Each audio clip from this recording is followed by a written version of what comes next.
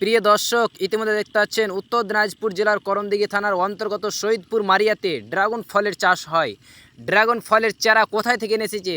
কলকাতা আর কেরালা থেকে এসেছে এই গাছ এবারকার করণদিঘির মাটিতে শহীদপুর মারিয়াতে ছড়িয়ে গেল। আমাদের ড্রাগন ফল এখানে চাষ করে কে? জিয়াউর রহমান।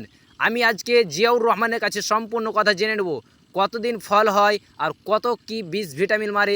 আমরা আজকে দেরি না করে চলুন আমরা মোহাম্মদ জিয়াউর রহমানের কাছে জেনে নিই। ড্রাগন কি? আমার নাম মোহাম্মদ জিয়াউর রহমান। বাড়ি কোথায়? সৈয়দপুর মাড়িয়া, মানে সৈয়দপুর মাড়িয়া, কিন্তু মাড়িয়া বলেই পরিচিত। সৈয়দপুর সবাই হয়তো চেনে না, সৈয়দপুরটা মোজা। আর আমার বাড়ি হচ্ছে মাড়িয়া, পোস্ট মহেশপুর, থানা করণদিঘি, জেলা উত্তর দিনাজপুর। আপনি কতদিন থেকে চাষ করছেন এগুলো? এটা আমার 2 বছর থেকে চাষ চলছে, আপাতত এখন রানিং 2 বছর। কোথায় থেকে গাছ এসেছিলেন? গাছ এগুলো আমি কলকাতা থেকে নিয়ে এসেছি, কেরালা থেকে নিয়ে এসেছি। এর ভ্যারাইটি অনেক রকমের আছে, যেগুলো সব থেকে ভালো ভ্যারাইটি সেগুলো আমি চয়েস করে করে এক একটা ভ্যারাইটি এক এক সময় আমি নিয়ে এসেছি। তাই একটা ভ্যারাইটি নিয়ে 2 রকম ভ্যারাইটি নিয়ে আসি আমি কেরালা থেকে, আর বাকিগুলো আমি কলকাতা থেকে নিয়ে আসছি।